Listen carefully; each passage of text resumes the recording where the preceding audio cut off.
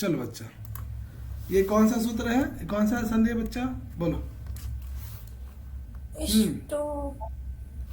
ये कौन सा सा है, ये बताओ, ये कौन सा सा है?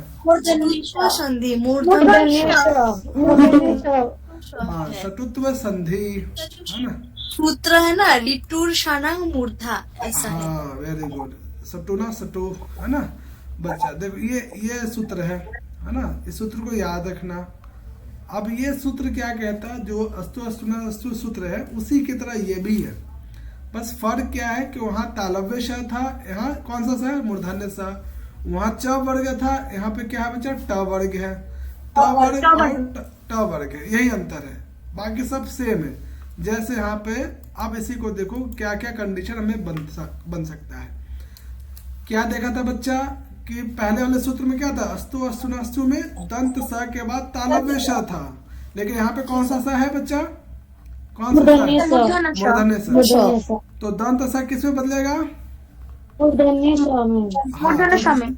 एक जैसा लग रहा है, कुछ अंतर तो है नहीं जी सर, एक जैसा ही है ना जी सर। दूसरा कंडीशन देखो, इंटरचेंज भी हो जाएगा तब भी फर्क नहीं पड़ेगा, जैसे अभी हमने अस्तु अस्तुना अस्तु सूत्र में देखा, क्लियर है। इंटरचेंज भी हो जाएगा तब भी वही बनेगा। अगला कंडीशन देखो, दंत स के बाद हमने देखा था कि वहां पे क्या था, च वर्ग था कि नहीं जी है ना। यहाँ पे क्या है बच्चा, कौन सा है, ट वर्ग। इसमें भी अगर इंटरचेंज हो जाए तो कोई फर्क नहीं पड़ता है, जैसे उधर उस सूत्र में नहीं पड़ा था। क्लियर है यहाँ तक।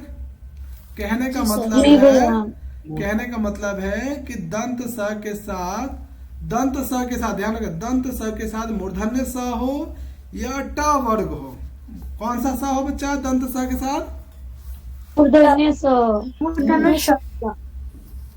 स या फिर ट वर्ग। तो दंत स किस में बदलेगा, तो बताओ, एक सूत्र याद करने से दूसरा सूत्र भी इजी लगने लगा जी भैया, है ना। तो बताओ, एक सूत्र याद किया, दो सूत्र का काम हो गया, है ना। अब देखो इसमें एग्जाम्पल देखो, ये अभी कंडीशन बाद में बताएंगे, पहले इधर एग्जाम्पल, एक पहला कंडीशन का एग्जाम्पल देखो, रामस टिकते, है ना। तो दंत स के बाद क्या आ रहा बच्चा, तो क्या हो जाए, दंत स किस में बदलेगा, मूर्धन्य श में टिकते होगा। नीचे वाला बताओ,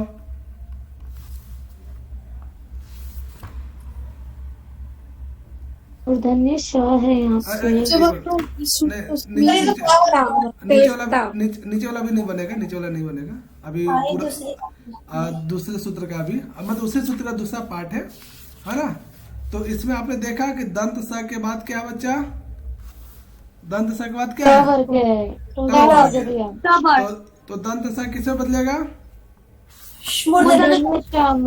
हाँ, यहाँ तक किसी को समस्या।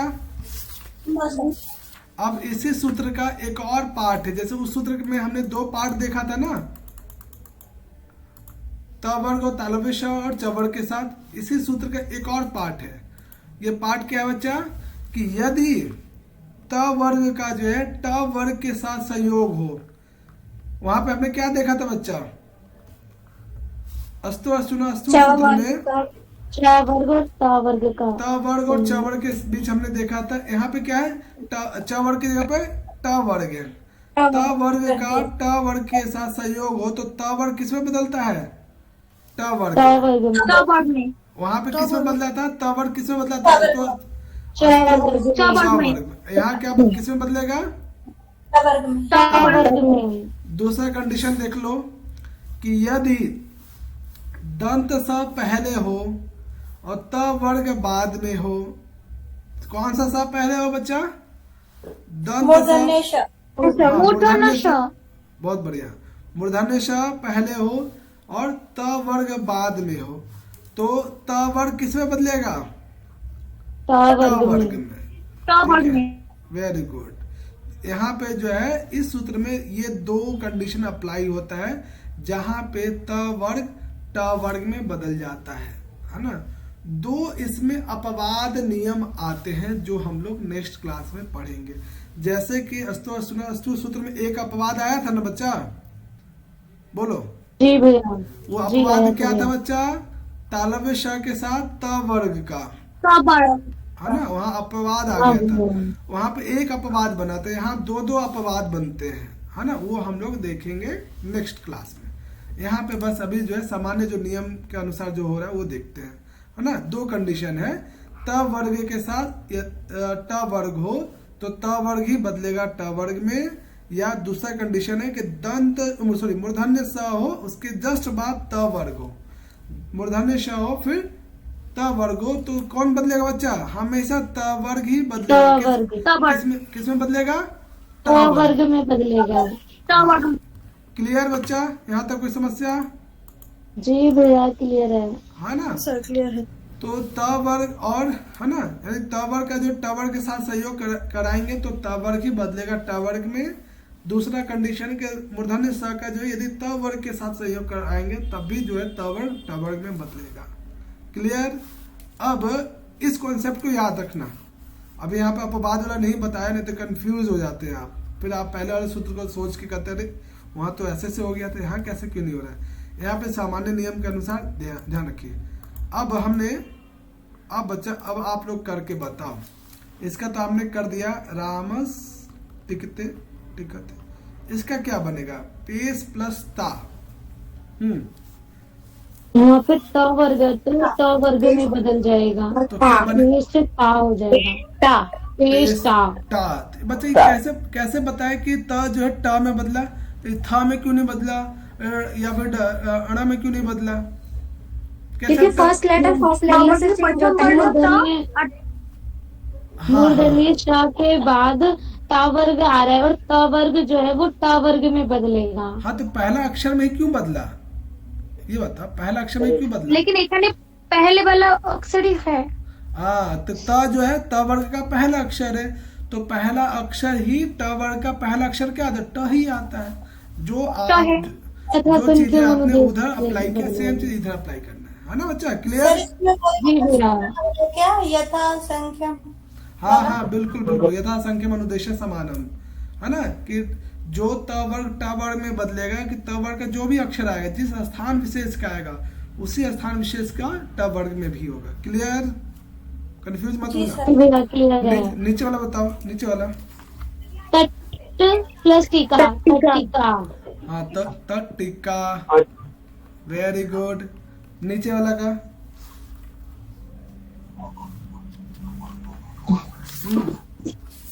नीचे वाला का बताओ। डबल मूर्धन्य स होगा। तो सर ये मूर्धन्य होगा। मूर्धन्य, ये तवर्गीय ना है, इसका ढ है ना। त वर्ग के बाद ट वर्ग आ रहा है, तो त वर्ग किसमें बदलेगा? ता वर्ग में, तो ये ता- अणा आ जाएगा भैया, अणा, पंचम अणा, वर्ग का आएगा। पंचम वर्ग के- चक्रीन, हाँ चक्रीन चक्रीन और ढोक। ढोक से, है ना। ढोक से का मतलब क्या होता है बच्चा? ढोक से मतलब विजय, विजय या जय हो, है ना। चक्र किनको कहते हैं, किनका विशेषण है? चक्र किनके पास है? कृष्ण, हाँ विष्णु जी के। विष्णु भगवान की जय हो। टिकते का मतलब क्या होता है? जाना, जाना, है ना। टीका, तो टीका किसी चीज की व्याख्या जो होती है ना, टीका कहलाता है। ठीक है बच्चा? पेस्टा का मतलब क्या होता है? पीसने वाला, पीसने वाला, है ना। क्लियर? किसी को कोई डाउट? यानी अष्टु सूत्र में क्या कहता है बच्चा? दो कंडीशन है, दंत स के बाद, है ना बच्चा, दो कंडीशन है। दोनों कंडीशन क्या क्या है एक बार पुनः देख लेते हैं, है ना। दंत स के बाद मूर्धन्य श हो या दंत स के बाद ट वर्ग हो, और इसमें इंटरचेंज हो जाए कोई फर्क नहीं पड़ता है, इंटरचेंज भी हो जाए कोई दिक्कत नहीं है ना। तो हमेशा दंत स ही बदलेगा मूर्धन्य स में। एक कंडीशन ये। दूसरा कंडीशन क्या है कि त वर्ग के बाद त वर्ग के बाद ट वर्ग हो। कौन सा वर्ग हो बच्चा? टावर। तो त वर्ग किसमें बदलेगा? ट वर्ग में। दूसरा कंडीशन, हाँ दूसरा कंडीशन क्या है कि मूर्धन्य स के बाद त वर्ग हो तब भी त वर्ग ही ट वर्ग में बदलेगा। यहाँ तक किसी को कोई समस्या नहीं सर। है ना? तो बच्चा नहीं सर। आज हम लोग इतना ही करते हैं और इसके बाद जो है हम लोग आगे जो है 3-4 सूत्र और पढ़ेंगे और जल्दी से इसको जो है 2-3 क्लास में व्यंजन संधि को कंप्लीट करते हैं, है ना? और आप लोग की अब जिम्मेदारी क्या है, सभी सूत्रों को है ना कंठस्थ करना है और जहां भी आपको कोई नवीन शब्द दिखता है, अब आप लोगों ने इतना पढ़ लिया है ना कि आप किसी शब्द को है ना देखने के बाद आप अंदाजा लगा सकते हो कि यहाँ पे कौन सी संधि हुई है या कौन सा सूत्र लग सकता है ना? सिर्फ पढ़ना उद्देश्य नहीं है, पढ़ने के बाद उसे अप्लाई करो। और जब भी आप लिटरेचर पढ़ो या कोई सा भी संस्कृत पाठ पढ़ते हो तो उसमें देखो कौन सी कोई नवीन पद है तो उसमें संधि विच्छेद हो सकती है कि नहीं हो सकती है, और है तो कौन सा सूत्र लगेगा। अभी तक जितना भी पढ़ा है ना उसमें काफी आप संधि विच्छेद कर पाओगे, है ना? कोई सा भी संस्कृत टेक्स्ट उठाओ आप कर पाओगे, है ना? और बुधवार से हम लोग शुरू करेंगे क्वेश्चन प्रैक्टिस का सेशन रात को 10:30 से 11, है ना? वो हम लोग आपको टाइम टेबल दे देंगे पूरा, हर वीक में जो है वीकली जो है ना एक जैसे आज दे देंगे पूरे एक हफ्ते का लगातार, फिर दूसरे हफ्ते में फिर दूसरे हफ्ते का दे देंगे, है ना? तो 7 दिन चलता रहेगा प्रैक्टिस का सेशन, है ना? इसके लिए जिम्मेदारी आप लोग पे ज्यादा है ना? कि उसे जो भी जिस चीज का भी टेस्ट होगा उसे घर से अपने स्तर पे रिवीजन करके पढ़ के जैसे सेल्फ स्टडी के माध्यम से आप आओ, क्वेश्चन प्रैक्टिस करो, तो एटलीस्ट कुछ ना कुछ जरूर लाभ होगा। ना तो ऐसा नहीं है कि बिल्कुल लाभ नहीं होगा, बिल्कुल लाभ होगा ही होगा, है ना? तो अच्छे से पढ़ के भी आएंगे। ये किया जा रहा है जो भी अचानक एग्जाम आ गया है ना फरवरी और मार्च के बीच में, उस एग्जाम के लिए। बाकी हम लोग कोशिश करेंगे कि चलता रहे हमेशा, है ना?